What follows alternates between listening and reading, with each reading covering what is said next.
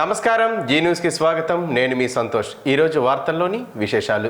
రాష్ట్రంలో కార్పొరేట్ విద్యకు ధీటుగా ప్రభుత్వ పాఠశాలల్లో విద్యను అందిస్తున్నామని రాష్ట్ర వ్యవసాయ శాఖ మంత్రి కింజరాపు అచ్చెన్నాయుడు అన్నారు.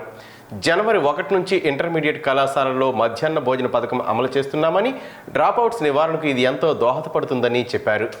శ్రీకాకుళం జిల్లా కోటబొమ్మాలి మండలం కొత్తపేట గ్రామంలో 1,10,00,000 రూపాయల వ్యయంతో నిర్మించిన కేజీబీవీ బాలికల కళాశాల భవనాన్ని ఆదివారం మంత్రి ప్రారంభించారు. ఈ సందర్భంగా ఆయన మాట్లాడుతూ, మహిళల అక్షరాస్యత శాతాన్ని గణనీయంగా పెంచేందుకు కస్తూరిబా గాంధీ పాఠశాలలు ఎంతో ఉపయోగపడుతున్నాయని అన్నారు. కోటబొమ్మాలి మండలం కొత్తపేటలో వైకాపా పాలకుల నిర్లక్ష్యం కారణంగా ప్రభుత్వ పాఠశాల విద్య నిర్వీర్యమైందని ఆరోపించారు. 5 ఏళ్లలో 40 లక్షల మంది విద్యార్థులు ప్రభుత్వ పాఠశాలకు దూరమయ్యారని తీవ్రస్థాయిలో మండిపడ్డారు. అన్ని రంగాల్లో అగ్రగామి రాష్ట్రంగా ఆంధ్రప్రదేశ్ అవతరించిందని ఆశాభావాన్ని ఆయన వ్యక్తం చేశారు. దీనికి పూర్తి సహాయ సహకారాలు అందిస్తాం.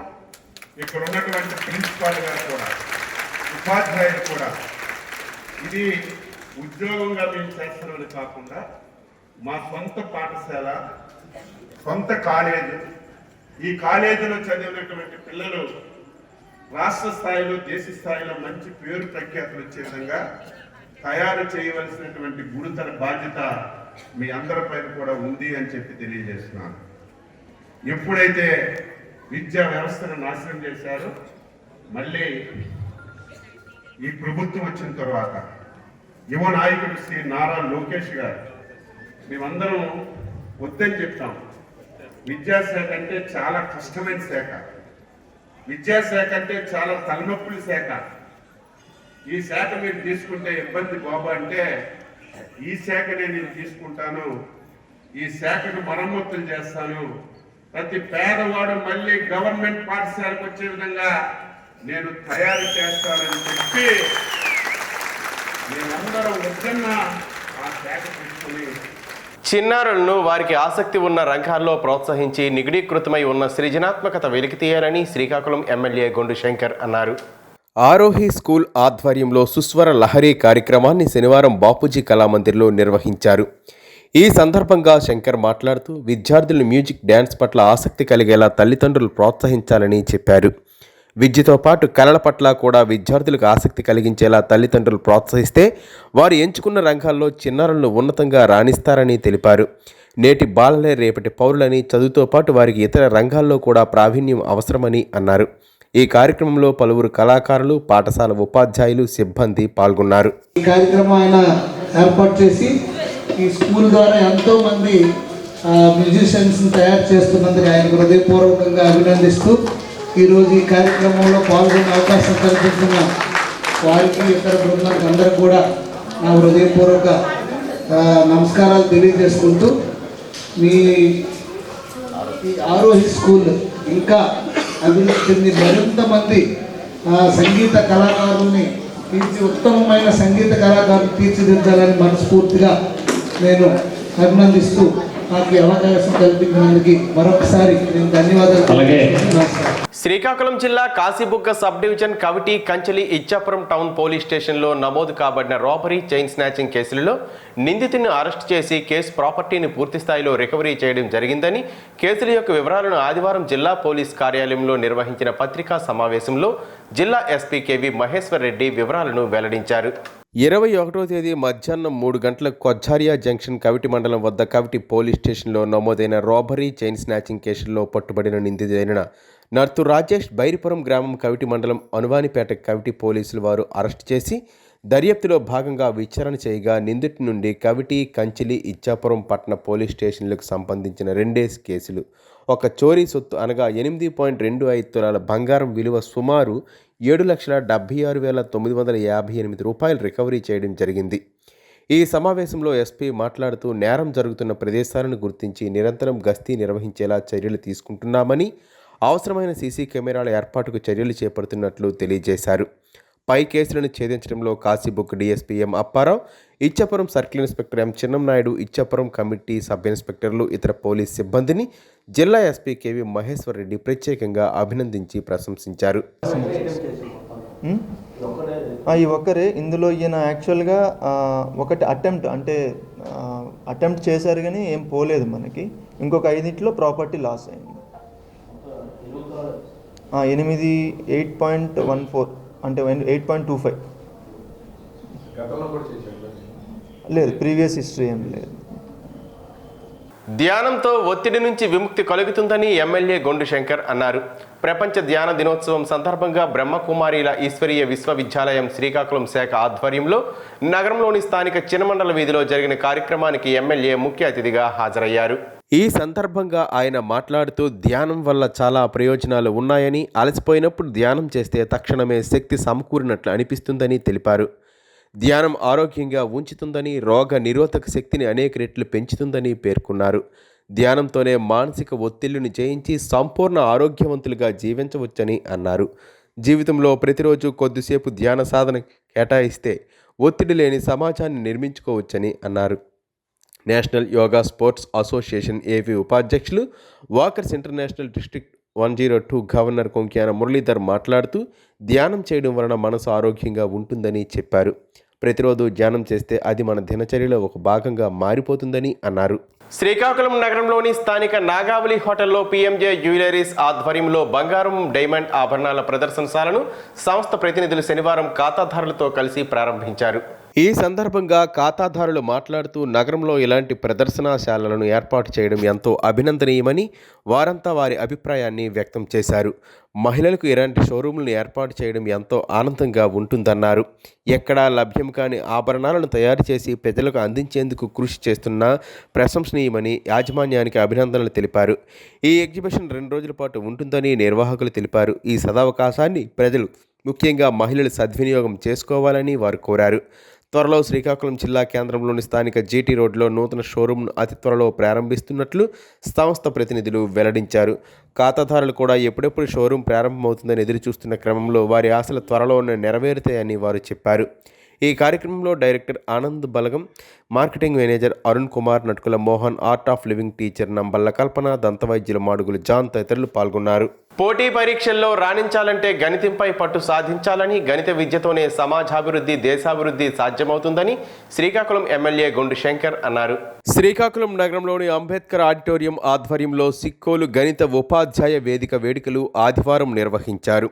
ఈ సందర్భంగా ఎమ్మెల్యే శంకర్ మాట్లాడుతూ పోటీ పరీక్షల్లో రాణించాలంటే గణితంపై విద్యార్థులు పట్టు సాధించాలని అన్నారు. గణిత విద్యపై అధ్యాపకులు పూర్తి స్థాయిలో నైపుణ్యాలను సాధించి విద్యార్థుల సామర్థ్యాన్ని పెంచే విధంగా విద్యాబోధన చేయాలని చెప్పారు. రాష్ట్ర ప్రభుత్వం విద్యకు ఎంతో ప్రాధాన్యత ఇస్తుందని, త్వరలోనే ఇంటర్మీడియట్ విద్యార్థులకు కూడా మధ్యాహ్న భోజన పథకాన్ని అందిస్తారని తెలిపారు. విద్యాశాఖ మంత్రి నారా లోకేష్ పాఠశాల విద్య బలోపేతంపై దృష్టి సారించారని పేర్కొన్నారు. జిల్లాలో విద్యతో పాటు ఉపాధి అవకాశాలు పెరిగేలా ఐటీ హద్దులు నెలకొల్పుతున్నట్లు చెప్పారు. విజనరీ ముఖ్యమంత్రి నారా చంద్రబాబు నాయుడు ప్రతి జిల్లాలో ఓ ఐటీ హబ్ను నెలకొల్పి యువతకు ఉపాధి అవకాశాలు కల్పించేందుకు తీవ్రంగా కృషి చేస్తున్నట్లు వివరించారు. ఈ కార్యక్రమంలో పలు ప్రభుత్వ, ప్రైవేటు పాఠశాలలకు చెందిన గణిత ఉపాధ్యాయులు, విద్యార్థులు, వారి తల్లిదండ్రులు అధిక సంఖ్యలో పాల్గొన్నారు. శుభాకాంక్షలు, నమస్కారాలు తెలియజేసుకుంటూ ఈరోజు ఈ కార్యక్రమానికి నిజంగా నాకు చాలా ఆనందంగా ఉంది. గవర్నమెంట్ ప్రోగ్రాం కాకపోయినా మీ టీచర్స్ అందరూ కూడా ఎంతో కమిట్మెంట్తో మీరు ఒక వేదిక ఏర్పాటు చేసుకొని గత 10 సంవత్సరాలుగా మీరు వాళ్ళని ట్రైనింగ్ చేస్తూ మీ డబ్బులు సొంత నిధులతో మీరు ఈ కార్యక్రమాన్ని చేయడం అంటే అంత దీనికి చాలా కమిట్మెంట్ ఉండాలి, అంత ఈజీ అయితే కాదు.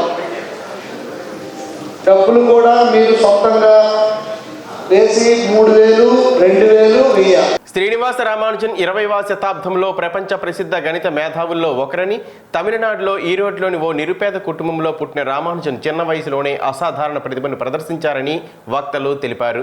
కుంభకోణంలోని ప్రభుత్వ కాలేజీలో చేరిన రామానుజన్ గణితంపైనే కేంద్రీకరించడంతో FA పరీక్షల్లో ఉత్తీర్ణుడు కాలేదు. ఆ తర్వాత మద్రాసులోని వచ్చయ్యప్ప కళాశాలలో చేరి గణిత సమస్యలను సులభమైన రీతిలో తక్కువ సోపానాలతో సాధించేవాడు. రామానుజన్ ప్రతిభను గుర్తించిన ప్రొఫెసర్ సింగరవేలు మొదలియార్ ఆయనతో కలిసి మ్యాథమెటికల్ జర్నీలో క్లిష్టమైన సమస్యలపై చర్చించి వాటిని సాధించేవారు. 1913లో మద్రాసు వచ్చిన ప్రసిద్ధ గణిత శాస్త్రవేత్త డాక్టర్ వాకర్ ఈ పరిశోధనలు చూసి నివ్వెరపోయారు. రామానుజన్ కనుగొన్న 120 పరిశోధనా సిద్ధాంతాలను ఆయన కేంబ్రిడ్జ్ యూనివర్సిటీ ప్రొఫెసర్ గాడ్ ప్రహరల్డి హార్డీకి పంపారు. మహామేధావులకు మాత్రమే సాధ్యమయ్యే పరిశోధన ఫలితాలను చూసిన హార్డీ రామానుజన్ను కేంబ్రిడ్జ్ యూనివర్సిటీకి ఆహ్వానించారు. 1914 మార్చిలో లండన్కు వెళ్లిన రామానుజన్ అక్కడ నిరంతర పరిశోధనలు చేసి కొత్త సిద్ధాంతాలను కనిపెట్టారు. జీవిత చరమాంకంలో రామానుజన్ రాసిన మ్యాజిక్ స్క్వేర్, ప్యూర్ మ్యాథ్స్ చెందిన నెంబర్ థియరీ, మాక్ థీటా ఫంక్షన్స్ చాలా ప్రసిద్ధి పొందాయి. రామానుజన్ జయంతి సందర్భంగా వికాస్ స్కూల్ విద్యార్థులతో జీనూస్ ప్రత్యేక ఇంటర్వ్యూ నిర్వహించింది. On the occasion of National Mathematics Day, every year December 22nd is observed as the National Mathematics Day. This day was first celebrated in India on the year 2012. And told that 1729 is expressed in two cubes of two numbers, 1 cube plus 1 cube. గత 15 సంవత్సరాలుగా ఎన్నికలకు నోచుకోని దౌర్భాగ్యం శ్రీకాకుళం కార్పొరేషన్కు ఉండడం వలన అధికారులు ఇష్టారాజ్యంగా వ్యవహరిస్తూ కార్పొరేషన్ని భ్రష్టు పట్టిస్తున్నారని తెలుగుదేశం పార్టీ వ్యవస్థాపక కార్యకర్త పివి రమణ ఆవేదన వ్యక్తం చేశారు. శ్రీకాకుళంలో మీడియాతో మాట్లాడుతూ మున్సిపల్ అధికారులు నియమ నిబంధనలు తొంగలో తొక్కి ప్రజాధనాన్ని బినామీల పేరుతో వర్కులు చేస్తూ ప్రజాధనాన్ని కొల్లగొడుతున్నారని అన్నారు. గత 10 సంవత్సరాలుగా చేసిన పని చేస్తూ పర్యవేక్షణ చేయవలసిన అధికారులే భాగస్వామ్యులుగా వ్యవహరిస్తూ చేసే పనిలో నాణ్యత లేకపోవడం, అధిక ధరలు ఇచ్చి పని చేయించడం, నామినేషన్ పద్ధతిలో వర్కులు కేటాయించడం, అవసరమైతే కాంట్రాక్టర్లను సిండికేట్ చేయడం లాంటి దౌర్భాగ్యపు చేష్టలతో ప్రజాధనాన్ని లూటీ చేస్తున్నారన్నారు. ఇప్పుడు కూడా అదే పరిస్థితి కొనసాగిస్తున్నారని చెప్పారు. శ్రీకాకుళం మున్సిపల్ కార్పొరేషన్ అప్గ్రేడ్ అయ్యి సుమారు 15 సంవత్సరాలు వస్తున్నా కూడా ఈరోజుకి ఎన్నికలు లేకపోవడం అనేది చాలా దురదృష్టం. దీన్ని ఆసరాగా చేసుకొని మున్సిపల్ సిబ్బంది అలాగే ఇంజనీర్లు మొత్తం కుమ్మక్కై ఈరోజు మున్సిపల్ ఆదాయాన్ని కొల్లగొడుతూ నాణ్యతా లోపంతో పూర్తిగా సిండికేట్ అయిపోయి వ్యవస్థను భ్రష్టు పట్టిస్తున్నారు. దీని మీద నూతన శాసనసభ్యుడు శంకర్ గారు మానవతా దృక్పథంతో ప్రజల మనిషిగా పనిచేస్తున్నారు కాబట్టి గత 15 సంవత్సరాలుగా మున్సిపాలిటీలో జరిగిన అవినీతి మీద పూర్తి దర్యాప్తు జరిపించి విజిలెన్స్ దర్యాప్తు జరిపించి వాస్తవాలు వెలుగు తెచ్చి ప్రజాధనాన్ని కాపాడాలని ఈ సందర్భంగా డిమాండ్ చేస్తున్నారు. వినియోగదారుల హక్కులు ప్రయోజనాల పరిరక్షణ కోసం కృషి చేస్తున్న సంస్థల్లో ఆసరా సంస్థ అగ్రస్థానంలో నిలుస్తుందని శ్రీకాకుళం జిల్లా పౌర సరఫరాల శాఖ అధికారి జి సూర్యప్రకాశ్రావు కొనియాడారు. ఆదివారం శ్రీకాకుళం ప్రభుత్వ డిగ్రీ కళాశాల ఆవరణలో స్టార్ వాకర్స్ క్లబ్ ఆధ్వర్యంలో ఇటీవల బెంగళూరు జాతీయ సదస్సుకు వెళ్లి ఎక్సలెన్స్ అవార్డు తీసుకువచ్చిన ఆసరా బృందానికి అభినందన కార్యక్రమం నిర్వహించారు. ఈ కార్యక్రమంలో ముఖ్య అతిథిగా హాజరైన డిఎస్ఓ మాట్లాడుతూ వినియోగదారుల హక్కుల పరిరక్షణ కోసం కేంద్ర ప్రభుత్వం ఎన్నో రకాల చట్టాలు తీసుకొచ్చిందని అన్నారు. సమాజంలో ప్రజలు చైతన్యవంతులు కావాలని, అట్లాంటి అప్పుడు మోసాలు అరికట్టేందుకు అవకాశం ఉంటుందని అన్నారు. వస్తువులు, సేవలు, నాణ్యత, సామర్థ్యం, స్వచ్ఛత, ధర, ప్రమాణం వీటికి సంబంధించిన సమాచారాన్ని తెలుసుకునే హక్కును కలిగి ఉండటమే వినియోగదారుల హక్కు అని ఆయన వివరించారు.